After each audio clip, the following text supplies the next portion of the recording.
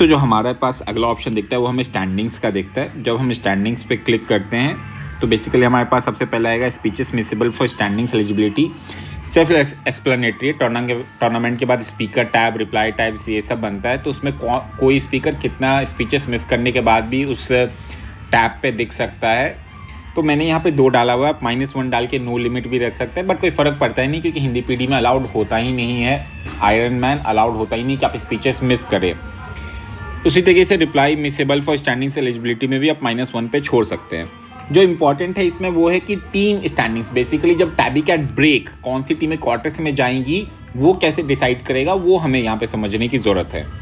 तो सबसे पहले ऑफकोर्स सबसे पहला क्राइटेरिया जो टैबी कैट डिसाइड करेगा वो विंस है। उसके बाद सम ऑफ मार्जिन, बेसिकली MOV है कि अगर मान लीजिए उसने 3 मैच का टूर्नामेंट है, एक MOV से 2 मैच जीता है और एक MOV से 1 मैच हारा है, तो उसकी नेट MOV जो बनेगी वो -1 बनेगी। Basically sum of margin -1। तो पहले विन पे, फिर सम ऑफ मार्जिन पे। अगर इसके बाद अगर आपको टाई ब्रेक करना है तो आप एवरेज टोटल स्पीकर स्कोर ले लीजिए। उसके बाद अगर आपको टाई तोड़ना है तो टोटल स्पीकर स्कोर ले लीजिए। उसके बाद भी अगर आपको टाई तोड़ना है तो आप स्पीकर स्कोर का स्टैंडर्ड डेविएशन ले लीजिए। स्टैंडर्ड डेविएशन का बेसिक जो मैथ्स में मतलब होता है कि मीन से कितना ज़्यादा फ्लक्चुएशन था, तो कितना ज़्यादा फ्लक्चुएशन था या नहीं था उस हिसाब को भी ले सकते हैं। अगर आपको उसके बाद भी करना है तो और भी मैट्रिक्स होते हैं, बट मेरे हिसाब से अगर आप 5 मैट्रिक्स अप्लाई कर रहे हैं तो इतना मोर देन एनफ होता है। फिर standing preference, basically speaker tab पे जो पार्टिसिपेंट्स है वो कैसे रैंक हो गए। अगेन एवरेज कि उनका एवरेज स्पीकर स्कोर क्या था। फिर स्टैंडर्ड डेविएशन, वो मीन से कितना डेविएट किए। उसके बाद आप टोटल ऑप्शन सेलेक्ट कर सकते हो। टोटल के बाद भी आप टाइप तोड़ने के लिए टीम पॉइंट्स, लाइक वो टीम पॉइंट्स क्या थे, वो वहाँ पे कैसे रैंक किया नहीं किया।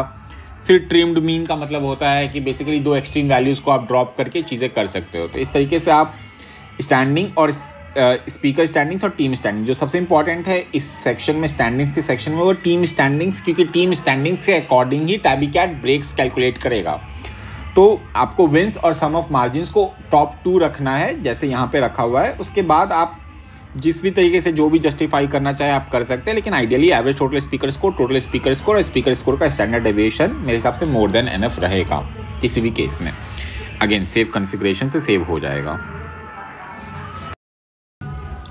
अब हमारे पास स्टैंडिंग्स के बाद जो ऑप्शन दिखता है वो हमें फीडबैक दिखता है। जब आप फीडबैक पे क्लिक करेंगे तो अगेन जो टीम्स, खासकर यहाँ पे जहाँ पे एज कॉम्पिटिशन्स होते हैं वहाँ पे टीम्स एजेस को मिनिमम कितना दे सकते हैं और मैक्सिमम कितना दे सकते हैं। अगेन 4 और 10 मुझे लगता है एक एनफ, 10 मैक्सिमम और मिनिमम कम से कम 4 तो देना ही चाहिए किसी भी एज को, तो वो आप दे सकते हैं। अपने हिसाब से भी रख सकते हैं, बट मुझे 4 से 10 सही लगता है। उसके बाद allow and expect feedback to be submitted by, मतलब कौन कौन फीडबैक एजेस के साइट पे सबमिट कर सकता है। यहाँ पे ऑल एजुकेटर्स, मतलब हर कोई एक दूसरे पे सबमिट कर सकता है। ये ऑप्शन पे आप टिक करके रख सकते हैं। आप बाकी ऑप्शन पे भी टिक करके रख सकते हैं, लेकिन उतना कोई लॉजिक बनता नहीं है क्योंकि हिंदी पीडी में जब एज कंपटीशन होता भी है तो ऑल्दो मेरे हिसाब से आइडियली चेयर्स को ही ट्रेनीज को मार्क करना चाहिए, बट क्योंकि वो फॉर्मेट फॉलो नहीं किया जाता है तो आप इसमें से कुछ भी सबमिट कर लीजिए, चलेगा। क्योंकि चेयर का तो कोई रोल ही नहीं होता है या पैनलिस्ट का कोई रोल ही नहीं होता है ट्रेनीज को मार्क देने या नहीं देने में, या चेयर का कोई रोल नहीं होता पैनलिस्ट को मार्क्स देने या नहीं देने में। बट अगर आप दूसरा वाला एज फॉर्मेट यूज़ करें तो आप फिर chairs on panelist and trainees का ऑप्शन सेलेक्ट कर सकते हैं और चेयर ही उनको नंबर देगा।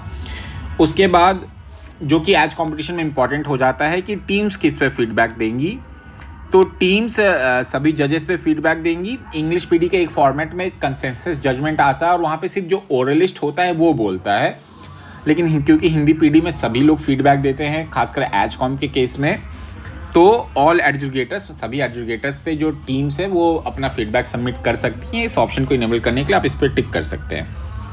उसके बाद कोई अनएक्सपेक्टेड फीडबैक सबमिशन, बेसिकली अगर कोई फीडबैक सबमिट नहीं हुआ या फिर कुछ एरर हुआ उसको शो करने के लिए आप इस पर टिक कर सकते हैं और आप पब्लिक इंटरफेस पे फीडबैक सबमिशन का प्रोग्रेस शो कर सकते हैं। वो कैसे होगा वो आगे हम देखेंगे। शो अनएक्रेडिटेड, जैसे लिखा भी हुआ है कि वो ये दिखाए कि कोई ट्रेनी है या नहीं है, वो दिखाना चाहिए या नहीं दिखाना चाहिए पार्टिसिपेंट्स को। अगर आपके टूर्नामेंट में ट्रेनी है तो आप ट्रेनी दिखाने के लिए इस पर आप टिक कर सकते हैं। क्योंकि शिवाजी में कोई ट्रेनी था नहीं इसलिए इस पर टिक किया नहीं गया।